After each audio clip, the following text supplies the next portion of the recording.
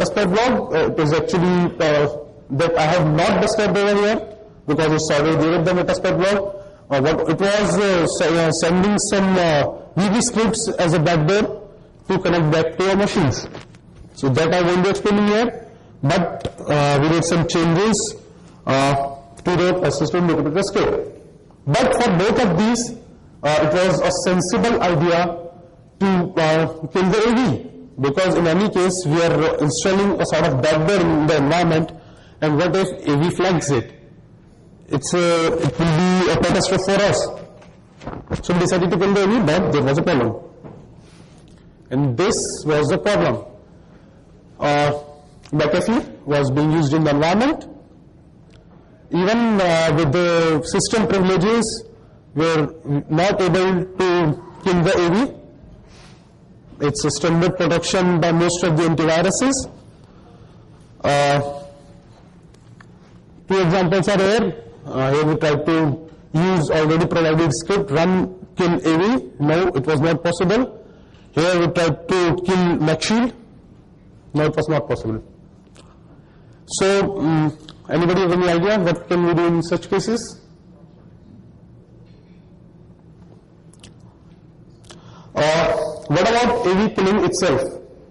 There are no protections for the thing, and that's what we did. We duplicated our Meterpreter session so that our access is not lost. We migrated to the defense mechanism and killed itself. And that was a very successful thing. Here we can see that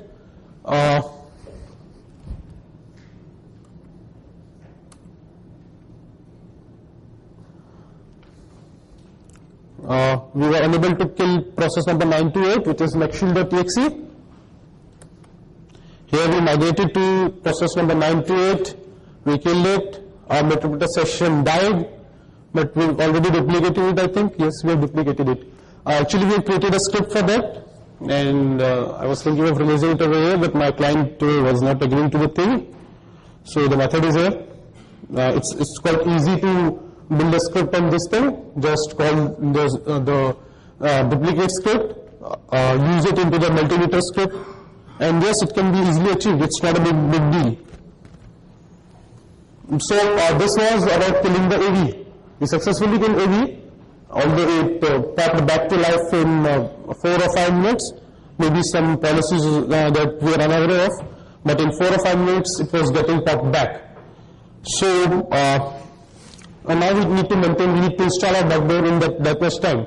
So a little changes were done in persistent Meterpreter script. For example, 3 or 4 changes were there. Most easy one was to change the default connect back method to reverse HTTPS instead of reverse TCP, because we already discussed the thing why we are using reverse HTTPS. There was a simple command for running the persistent script. We are setting it on reboot, and this is our control domain. Port is 443, obviously.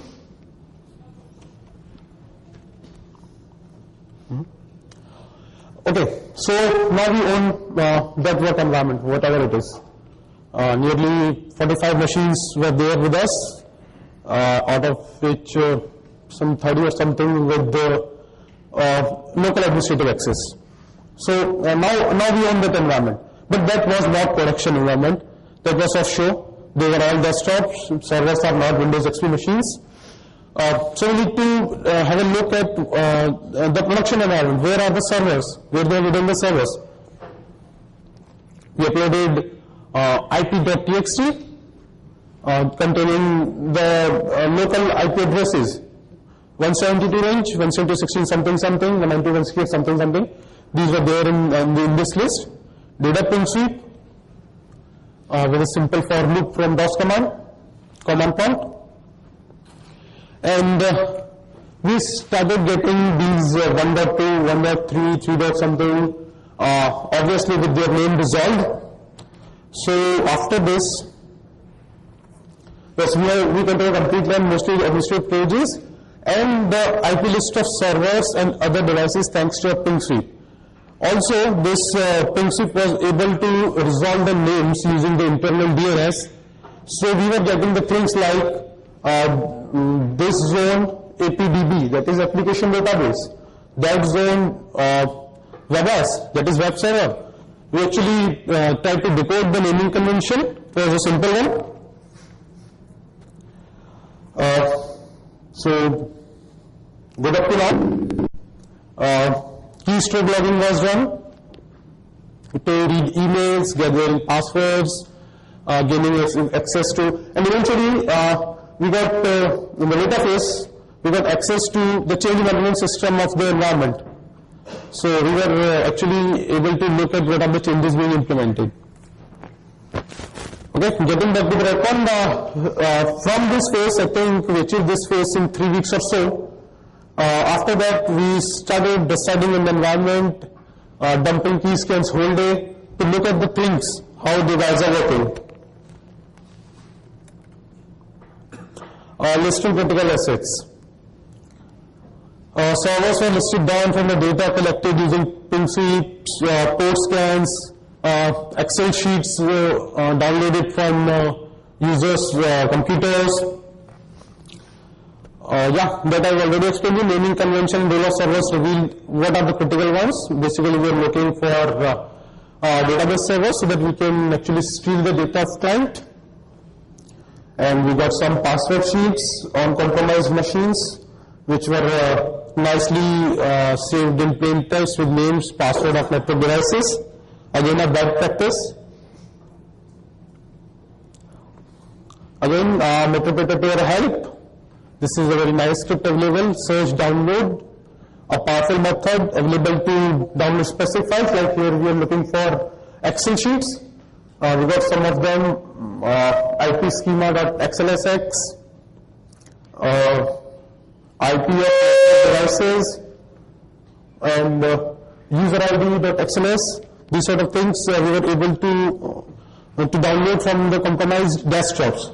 Still we are away from servers, and we've got a lot of sensitive data with us. But still we have not compromised the actual data we were looking for. That is data of the users of our client. We are about to have that access. After getting this, we got more info. We dumped keystrokes, which gave access to official mail IDs, employee management portals, passwords to production servers, thanks to Putty, for firewalls, virtually everything in that environment. The white phones, the printers, everything which is being accessed from desktops, we are able to get passwords of the things. Again, no vulnerability exploited yet. Yep.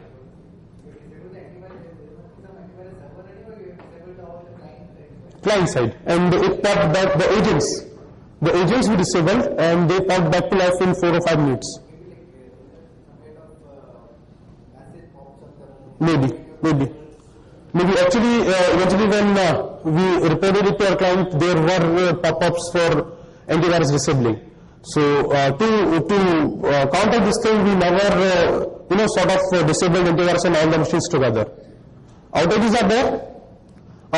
We actually did it in the morning times or in the lunch breaks when the times guys are having lunch or machines are sort of rebooted.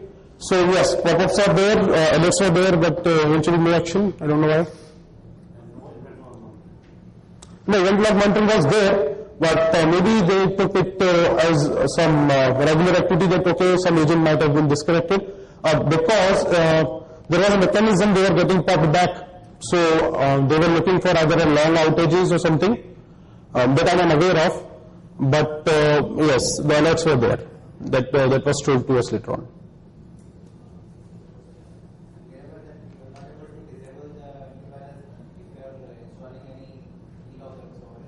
No, we never tried to install a keylogger or something without disabling the antivirus.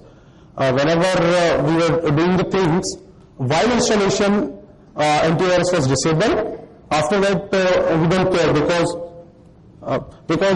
metadata is generally not detected by any antivirus because it is a 100% memory resident program. So until someone like Ashish is doing forensic analysis, it's not possible. Okay, so yeah, we got access to passwords of production servers just by key sniffing. Sniffing was the only thing left now. We got access to everything. Yeah, we did use the screenshot to know what consoles we are working on. We took screenshots, wrote some scripts which continuously, which is now a ready-made script in Metasploit SVN that is called Screen Spy. We used a similar sort of thing by ourselves. We actually created a small script which after every 5 seconds it was taking the screenshot and logging it into the console. And the funny things, source code we were receiving on the fly. Whenever a developer was typing something, we were getting the things. We use a combination of key recorder, which is also again, it logs it to the keys, to the logs of MSF. And to have someone, we also capture password using Beef. We send them the prompts that, okay, this proxy requires authentication whenever they're trying to access the internet or something. Okay, this is our key scan dump output from metadata. Here we can see this, after this return, this was the URL of official mail. After that, oh no, sorry, URL is not there.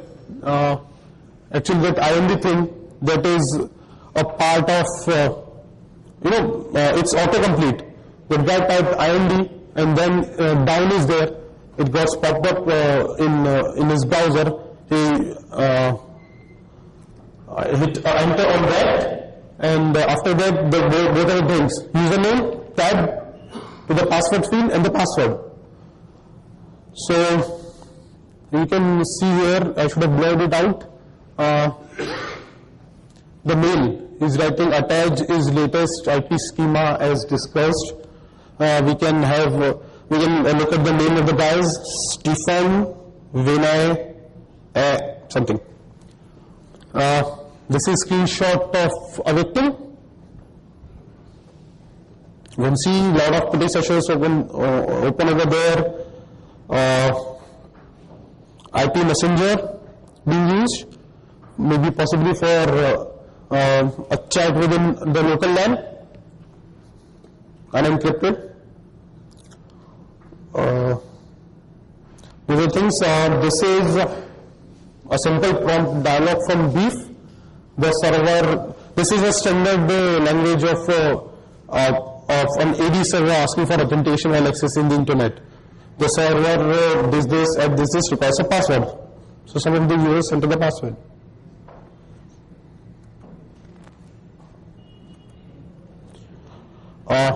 Attack phase 2. Nothing was actually left to attack.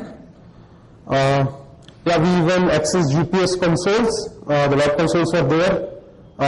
They were using some UPS APC, I think they were using. So we were able to access the UPS consoles, both web consoles and SSH sessions. If you want, we can even perform some power outages over there. And at last we got the thing we were looking for, database, passwords, even queries. There was no need to run some random queries to look to list down the tables, look at the sensitive ones. Even that we were able to capture from the queries which were being typed by the database administrators over there.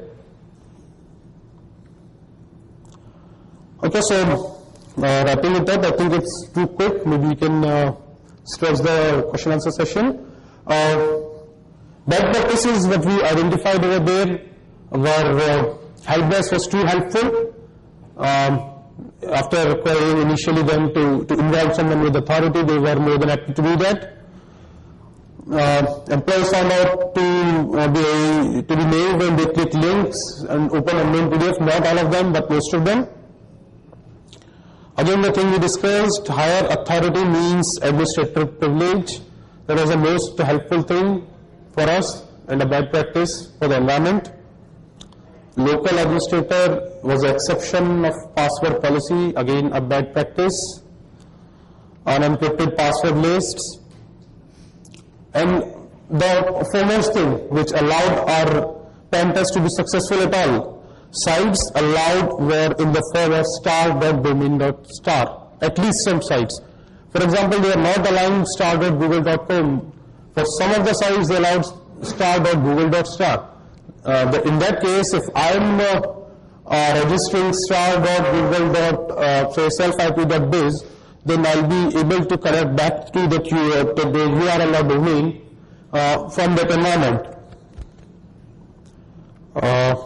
So how it could have been avoided? Just by educating the employees. All security controls were there with the, a quite good. Sorry? Yeah, what about DNS? No, not at all. Okay, we are talking about that thing. Star.domain.star. It was in the proxy.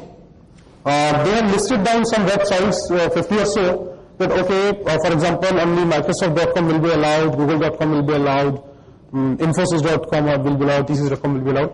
What they did for some of the websites, maybe for some reasons, they allowed, for example, star.google.star. That is, they relied only on this thing, not the top level domain. They trusted on the right Google over here.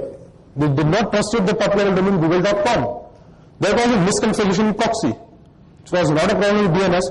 In fact, you reminded me of one thing. We actually tried to poison the internal DNS. After this thing, we tried to poison the internal DNS using these machines, these desktops we have with us. But no, DNS was very properly configured. Internal machines were not allowed to query the external DNS. These machines were allowed to query the external DNS. They were having.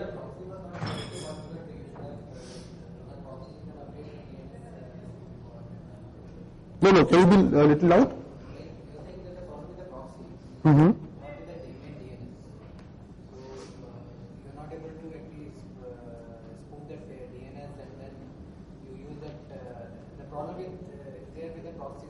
Yeah. So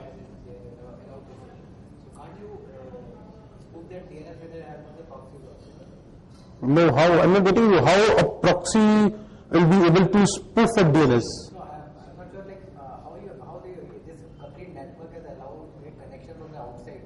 There is no kind of in the DNS. There is no kind of IP binding kind of thing. Okay. No. It's not like a connection from outside was allowed. No, we are using, in all of our payloads, we are using reverse HTTPS, which is a Metasploit payload, which actually works like if you are accessing a website from inside the network. So what we did over here is, we registered a domain name of, you can say, for example, google.biz. Star.google.star was allowed in the proxy. So whenever somebody clicked on our link or executed our payload, it went to the proxy, asked that whether I can go to google.biz. It says yes, you can go. Proxy passes it to the DNS. DNS says this is google.biz. You can go to it. That was the way it worked. And yes, we actually tried to poison the DNS. Nearly 45 machines were there in our control. And even the latest bind version of some researchers on Milvom, they claim that even the latest bind servers, using a 10 Gbps link with two servers querying each other, you can guess the transaction ID of the DNS. So that's what we tried, but that raised the suspicion, and we were asked to stop our pen test, but it was successful already.